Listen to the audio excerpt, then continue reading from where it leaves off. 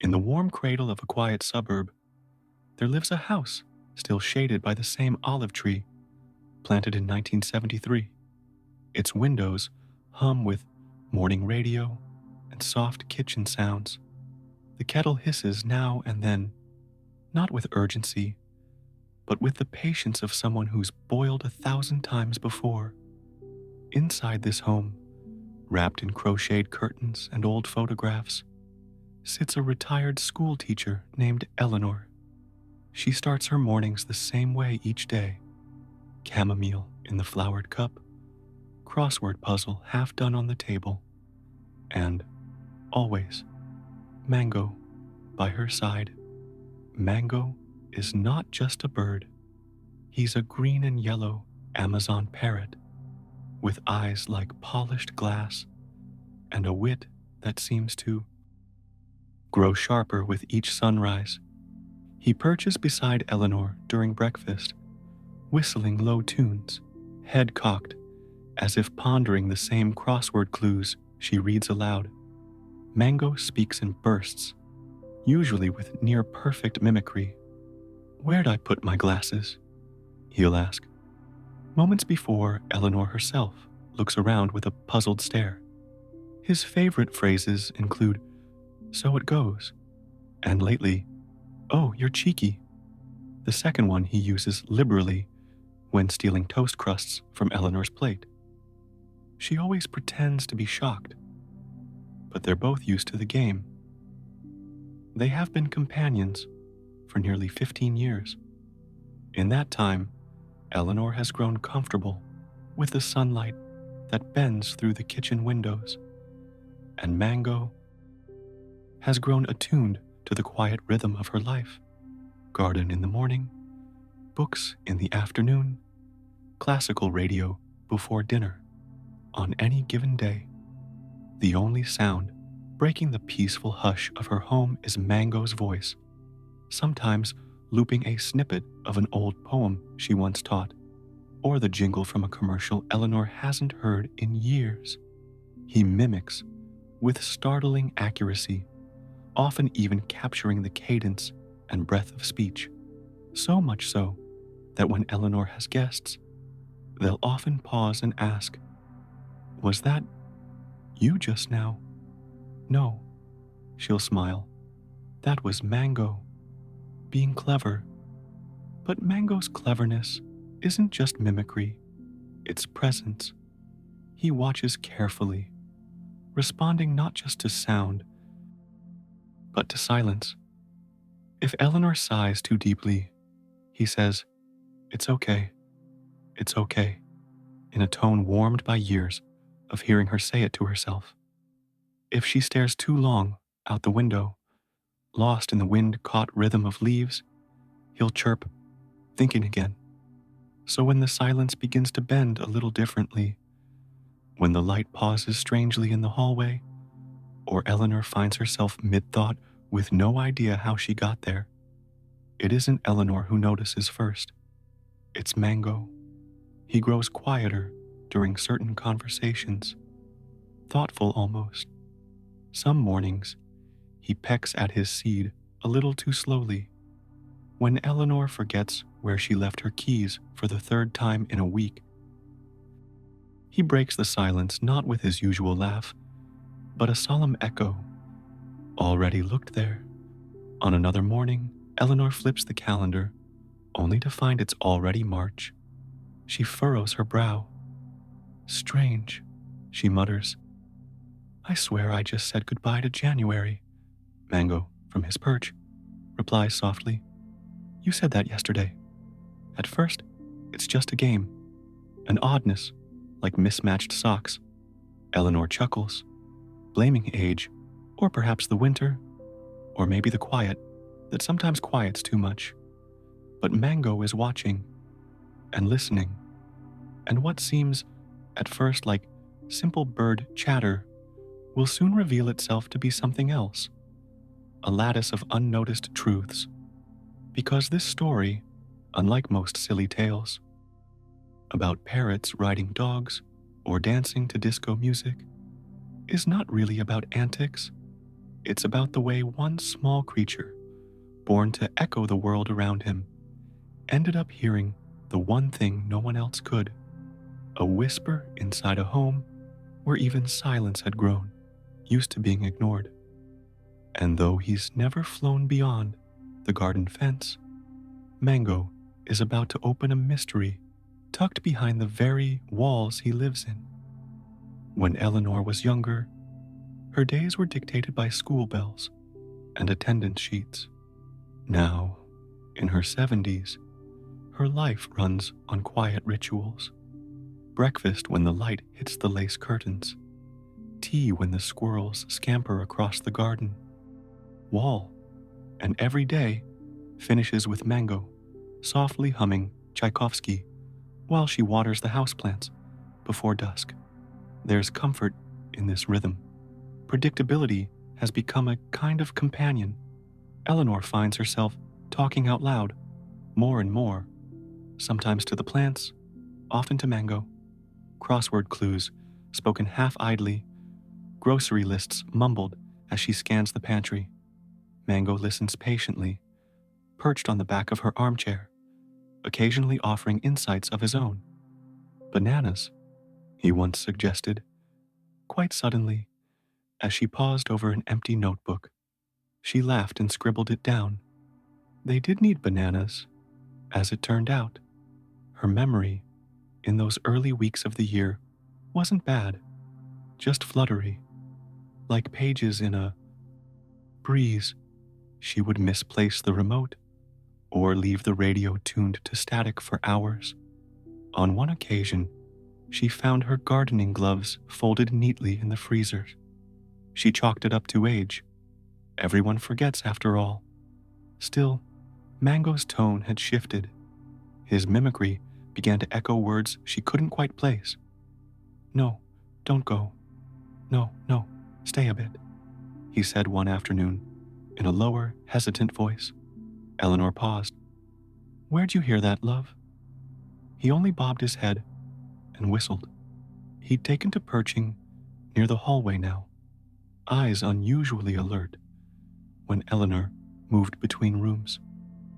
One day, she walked into the kitchen to find the kettle boiling, again, on a burner she didn't remember turning on. She frowned, turned off the heat, and shook her head. "Well, I'm losing my marbles," Mango muttered back gently. Still hot. It became a subtle unease, oddities that might mean nothing on their own, but together hinted at something more. Mail arrived open some mornings. The tablet she used for reading disappeared entirely, only to be found days later, resting beneath the bathroom sink. Mango became almost restless. One night, Eleanor woke from a dream she couldn't remember. She lay still, listening to the house breathe. Then, from the darkness, Mango whispered, "You promised." Her stomach turned. The voice didn't sound like her own. Not quite. The timbre was off, as if Mango were copying someone else's words, said in another room, on another day. The next morning, she sat in her armchair, absently stroking Mango's feathers, as he nuzzled close. "Where'd you learn that?" she asked softly. He clicked his beak and replied, "You said that yesterday." But she hadn't. Or had she? The days gathered like soft wool, blurring together until she began jotting things down in a small notebook. The entries were brief.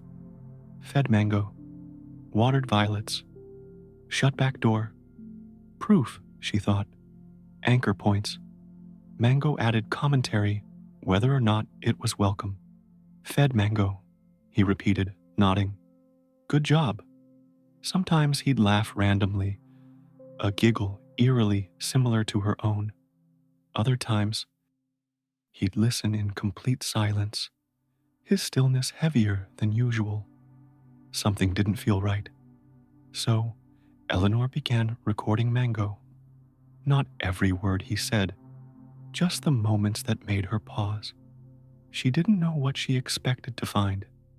It almost felt silly, but the recordings held details her memory no longer kept.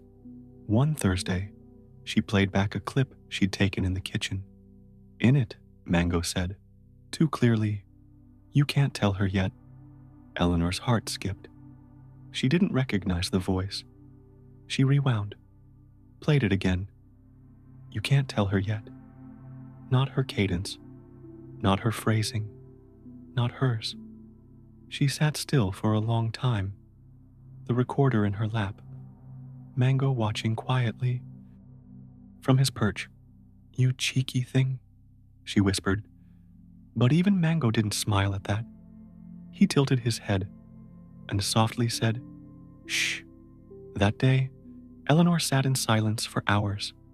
She sipped tea that had gone cold. Mango didn't ask for toast. The crossword remained half-finished. And for the first time in years, Eleanor looked around her home and felt that something very, very small had shifted. She no longer trusted the quiet. It happened on a Thursday, a warm afternoon filled with the kind of golden light that makes time swell and tilt. Eleanor had been halfway through carrying a basket of towels up the stairs when her foot seemed to catch on. Nothing at all. She stumbled, feet sliding backward, hands grasping for the railing. The basket tumbled, and Eleanor landed in a seated heap midway up the carpeted staircase, her heart thudding louder than the fall itself. It wasn't a bad injury, just a shock, a bruise on her hip, a scratch on her elbow, but the fright clung to her like a second skin. She sat there longer than she meant to, embarrassed at her own limbs, her own breath. Mango had cried out when she fell, his startled squawk echoing down the stairs, then went quiet as if holding his breath for her. Later that evening, Eleanor called her daughter. Claire arrived the next morning with worry bundled into her every movement, coat sliding off her shoulders before she'd even closed the door, arms reaching to wrap around her mother before words could be exchanged. "You should have called me right after it happened," Claire scolded gently, helping Eleanor settle into her chair. "I didn't want to fuss," Eleanor replied, brushing off the concern. But Claire noticed what Eleanor was trying to ignore, the way her mother winced when she moved, the way she brushed past certain details in conversation as though her thoughts were birds she couldn't quite keep in hand. Claire stayed that night, just in case. She made them tea in Eleanor's favorite chipped mugs, tucked in the corners of the house, where dust gathered, where quiet had settled too deeply. And that's when she heard it. They were in the kitchen, laughter just beginning to soften the day's tension, when Mango, who had been oddly quiet since the fall, shifted and said clearly, "He moved it again." Claire blinked. "What did he just say?" Eleanor looked puzzled, too. "What was that, Mango?" The parrot tapped his beak gently against his perch and chirped, "Nightstand key, behind the frame." Claire stared, the words folding themselves into her like breadcrumbs. "Did you teach him that?" she asked. Eleanor shook her head slowly. Claire rose from her chair. She moved upstairs, Mango's phrases tumbling over one another in her mind. "He moved it again. Nightstand key, behind the frame." At the top of the stairs, she stepped gingerly into her mother's bedroom. The windows were open a crack, and the scent of lavender floated from the small sachets tucked into drawers. She moved to the nightstand, an old wooden piece painted in soft pastel decades ago. On it sat a digital clock, a tissue box, and an empty water glass. And above it, hanging a bit askew, was a photo frame of Eleanor and a much younger Claire, both with sunburned noses and ice cream sticky smiles, caught on some long-forgotten beach trip. Claire reached behind the frame. Her fingers brushed something metal. A key. She held it.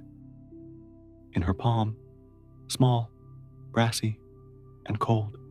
"Mum?" she called, voice trembling. Eleanor appeared a moment later, leaning on the doorframe with both hands. "What on earth would Mango know about that key?" Claire asked. Eleanor's brow furrowed. I don't know. I haven't used that drawer in ages." They looked at each other.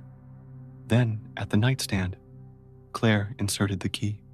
It clicked open with a soft, dusty sigh. Inside were a few old photographs, a bundle of postcards, and several sheets of paper folded neatly. Claire carefully lifted them out. Bank statements. Recent. Dated within the past few months. As she scanned them, something pulled inside her. "These don't look right," she murmured. "Mum, do you recognize any of these charges?" Eleanor shook her head. "No, I've barely touched my account." There were multiple transactions Eleanor couldn't recall making. Purchases from online retailers Eleanor never used, or at least didn't think she used. A series of gift card charges. Several items sent to mailing addresses Eleanor couldn't place. "I think someone's been using your account," Claire whispered, voice hushed like they weren't the only ones listening. And then Mango called out, this time from down the hallway. "Don't tell her yet." Claire's fingers tightened on the edge of the drawer. That wasn't Eleanor. It wasn't her voice. It wasn't her speech pattern. Mango was echoing something someone else had said, words that hadn't been meant to be remembered. They both stared at each other in silence, the faintest shift in air passing through the room. Claire took the stack of papers. "I want to take these home. I need to look through this properly." Eleanor nodded, her hands twisting faintly in her lap. "Do you think it's just the bank? A mistake?" "I don't know yet," Claire said, before looking again at the bird who was now quietly grooming his feathers. "He moved it again," Mango whispered absently, before tilting his head and letting out a single low whistle. And from that moment forward, Claire knew Mango wasn't just picking up on voices. He was keeping them, holding them like breath in the lungs. And if they listened closely, he might be able to tell them everything. Claire didn't sleep much that night. The bank statements lay fanned across her dining room table, each line item circled, highlighted, considered. She tried matching them with what she knew of her mother's habits. The supermarket, yes. The pharmacy, of course. But luxury candles from a boutique site Eleanor didn't even know existed. Repeated charges to a company offering premium digital coaching. The pieces didn't fit. She called the bank the next morning. The customer service representative confirmed that the transactions came from Eleanor's IP address. No signs of hacking, no red flags beyond her own. Uncertainty. Could someone have had access to her device? The representative asked. Claire closed her eyes. She saw her mother's worn tablet, often lying on the coffee table beside her cup of tea. The password, written in pencil on a sticky note, stuck to its case. "Yes," she said. "Someone could." At Eleanor's house, Mango greeted her with an excited whistle as she walked in. But his eyes, curious and sharp, followed every move. Eleanor was napping in her recliner, light spilling over her like a blanket of dust-dappled gold. Claire set her bag down quietly and poured through the notes she'd taken. Mango shuffled on his perch and said quietly, "Too easy." Claire froze. "What did you say?" Mango gave a low chirp, non-committal, then added, this time in a different voice, "She never checks. Just helping." Claire moved toward him slowly. "Mango," she said, her voice soft. "Who are you copying?" He bobbed twice, then repeated, "Just helping. Remember?" It didn't sound like Eleanor at all. It was lower, slightly gruff, familiar in a way that eluded her. Later, as her mother stirred from sleep, Claire brought it up gently. "You said you haven't ordered anything lately, right?" "No," Eleanor said, brushing a strand of silver hair from her face. "Why?" "I think someone might be using your account." Claire explained the transactions, showed her the statements. At first, Eleanor furrowed her brow, a confused flickering in her eyes. Then, slowly, something in her expression sank. I don't know these," she murmured. "But that's my name. That's my card." Claire reached for her hand. "Mum, is there anyone at all, who's had access to your tablet or phone? Anyone who could know your PIN?" Eleanor blinked slowly. Well, Doug sometimes helps me with it, when the screen won't rotate or when I forget a password." Claire's jaw tensed. "Doug? He's a neighbor," Eleanor said, almost defensively. "Nice man. Retired contractor. He fixed the dripping faucet last winter." Claire nodded, but her thoughts had already started lining up. She'd met Doug once. Or twice. A bit too friendly. The type to put his hand on your back when he didn't need to. She remembered how Eleanor had mentioned him offhand, in the same breath as trimming the hedges or carrying in bags from the car. And Mango? Mango was unsettlingly quiet whenever his name came up. That afternoon, like a scene replayed in memory, Doug stopped by. He wore a smile too wide and brought with him a tray of store-bought scones. "Ladies," he said jovially, knocking the doorframe as he walked in like it belonged to him. "Brought a little sunshine." Claire watched him. He was comfortable here. His hand grazed the counter when he spoke. His eyes skimmed the table where the drawer key had once rested. But Mango didn't chirp a greeting. Instead, he backed farther into a perch and stretched his wings stiffly before saying loud and clear, "Leave her alone." Doug stiffened, covered it with a laugh. "Bit moody today, huh?" But Mango didn't look away. His eyes, fierce and gleaming, remained locked on the man. And when Doug turned his back to reach for a saucer, Mango said again, quieter but firmer, "I said, leave her alone." Doug's smile didn't reach his eyes the next time he looked at Claire. That evening, Claire sat with her mother in the quiet, replaying Mango's phrases over and over in her mind. "Just helping. She never checks. You can't tell her yet."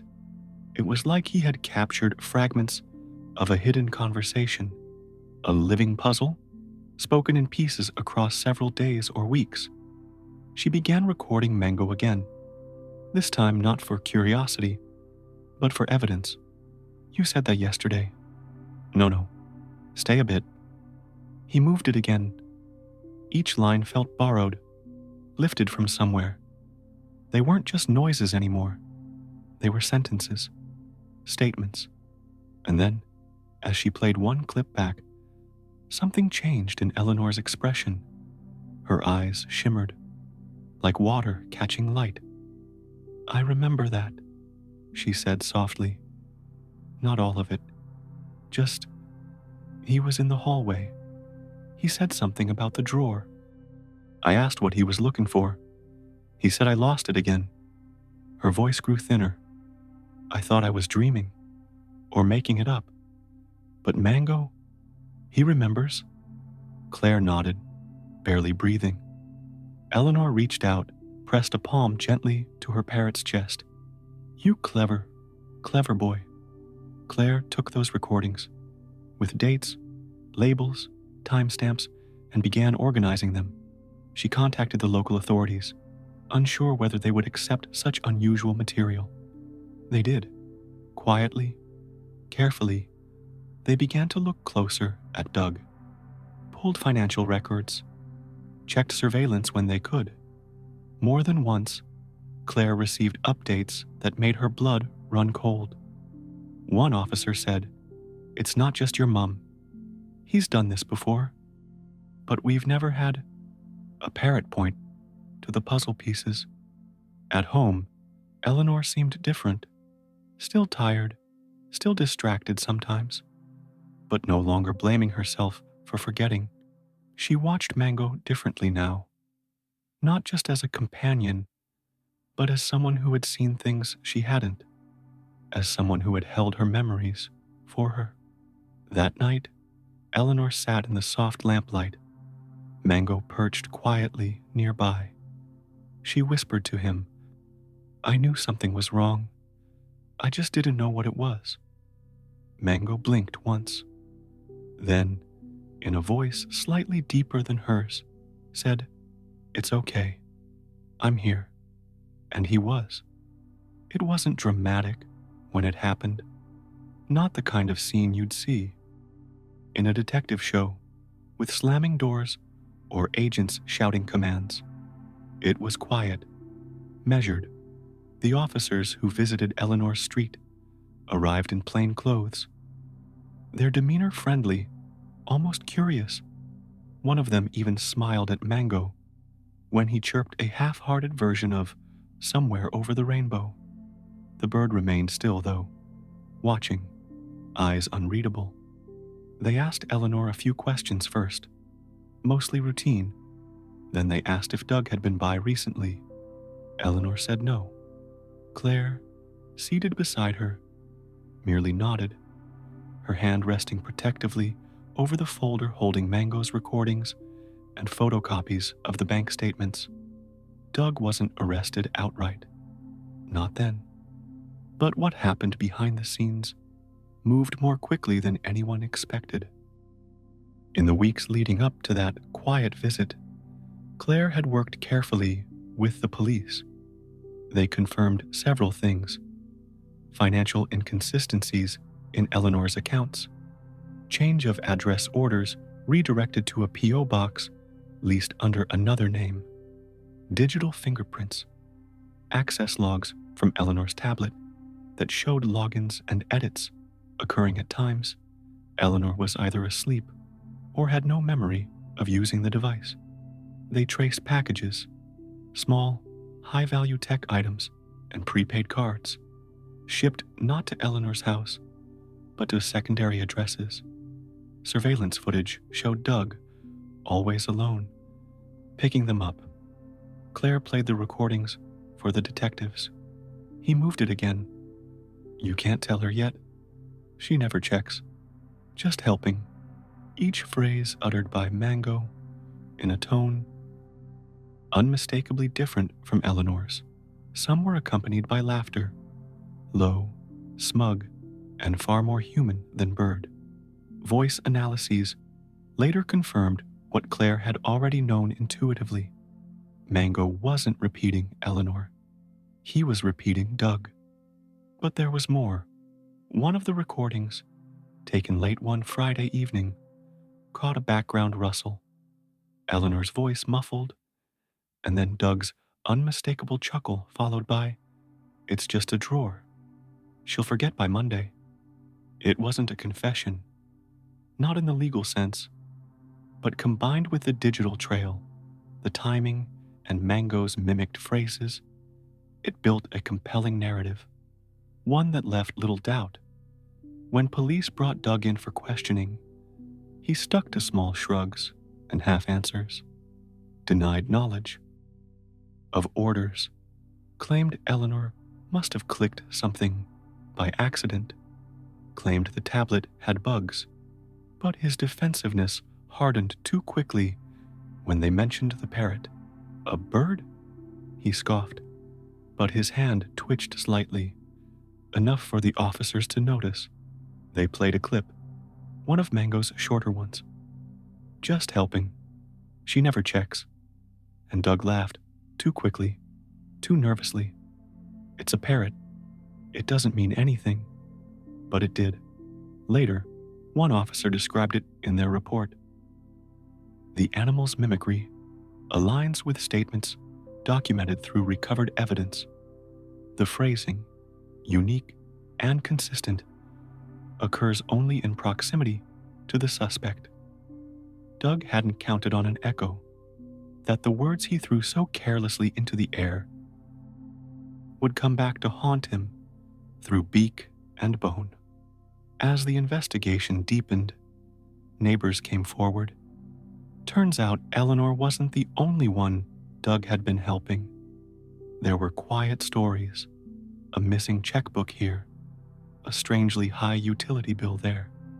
Nothing loud enough on its own to prompt suspicion, but threaded together, a pattern emerged. Without Mango, it might have remained scattered. Just coincidence. But Mango didn't forget. He couldn't. When word got out, first through local news, then picked up by national outlets, Eleanor's small kitchen table was suddenly the site of interviews and curious visitors. Not police or bureaucrats this time, but journalists with gentle questions and warm admiration. The parrot who solved the case. One headline read, Eleanor adjusted the vase of violets on her windowsill, smiling as she read it. Mango, preening contentedly beside her, muttered, "Good bird." But the real shift didn't come with Doug's charges, or the headlines, or even the phone calls from strangers wishing Eleanor well. It came one evening, 2 months later, when she sat alone with Mango, as the sun poured amber light across her living room floor, and she realized she didn't feel uncertain anymore. The trembling fog that had danced at the edges of her memory was lifting, not because she could remember everything, but because Mango had remembered what she couldn't. He sat on her shoulder as she sipped her tea. "Always watching," he whispered, unprompted. She smiled, her eyes glinting. "I know, love." And in that moment, she no longer felt like she'd imagined the unease or invented the forgotten moments. The weight that had once sat on her chest, whispering doubts, had been replaced by something else entirely. Clarity, and just a bit of awe. The house feels quieter these days. Not hollow, but gentler, like a book that's been read and placed carefully back on its shelf. The olive tree outside still rustles the same way when the wind comes through, and the late afternoon sun still filters through the same crocheted curtains, painting lace-shaped patches onto the carpeted floor. Inside, Eleanor moves more. Slowly, not out of age, but out of presence. She's paying more attention now to the kettle's soft hiss, the creak in the hallway step, the comfortable weight of a mug in her palm. Everything in her home feels a little more alive, or maybe it always was, and she's only now catching up. Claire comes by more often, not out of worry anymore, but from something warmer. Sunday afternoons are theirs now. Sometimes they bake. Sometimes they just sit with open books and closed mouths, listening to the hum of the world behind their thoughts. And always, Mango is nearby. He's taken to announcing their routines, like a joyful narrator. Tea time, love you, Sunday yums. He calls from his perch every time the oven timer dings or a plate clinks onto the table. He doesn't speak with urgency anymore, but with contentment. His voice has grown rounder, almost musical, less mimic, more melody. Once, while Eleanor was folding laundry, he chuckled to himself and said, "Best day," in an elated wheeze, that made her laugh so hard she had to sit down on the edge of the bed, socks tumbling from her lap like feathers. That day really had been a good one. No dizziness, no forgotten names, just sunlight, music, and Claire's banana bread fresh from the oven. Mango had even danced, crest feathers puffed, little feet tapping like a clock, too delighted to tick quietly. Eleanor knows she won't remember every moment in perfect detail. That's okay. Mango remembers enough for both of them. He has become more than a companion. He's become her chorus, her echo, her proof that the quiet can speak when words fail. Sometimes she still finds old notes, scribbled thoughts from the months before, when doubt hung like fog over her mind. Shut back door, one reads in her looping cursive. Fed mango, boiled kettle, feeling strange today. She reads them now and sees markers, not of confusion, but of persistence. Breadcrumbs she left herself, and Mango followed all the way home. There's a kind of grace in it, she thinks, that a creature meant only to mimic could become a mirror, not reflecting the surface, but revealing what lay behind the veil. Not just remembering, but reminding. When reporters ask her how it felt, what it meant that her bird helped uncover a crime, she smiles gently and says, "It wasn't the crime that changed me. It was knowing I wasn't alone." And she isn't. Mango still says the oddest things at odd times. A piece of music she hadn't played in years. A phrase Claire whispered when she thought Eleanor had gone to sleep. Sometimes he says nothing at all, just watches, soft-eyed, his body swaying to a rhythm only he hears. Lately, he's taken to sleeping in the living room instead of the sunroom.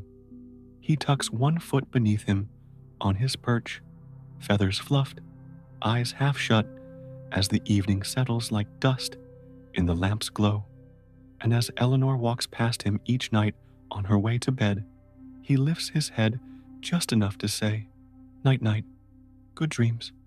She whispers back, "Good bird." The house doesn't feel afraid anymore, nor confused. Whatever shadows once stalked its corners have retreated, not erased, just known, named, seen clearly, and let go. Memory may still tangle, as it does for all who age, but now there's always another voice in the room, chirping stories, singing names, reenacting laughter that might have otherwise faded, because Mango is still whispering, and this time it's joy he's echoing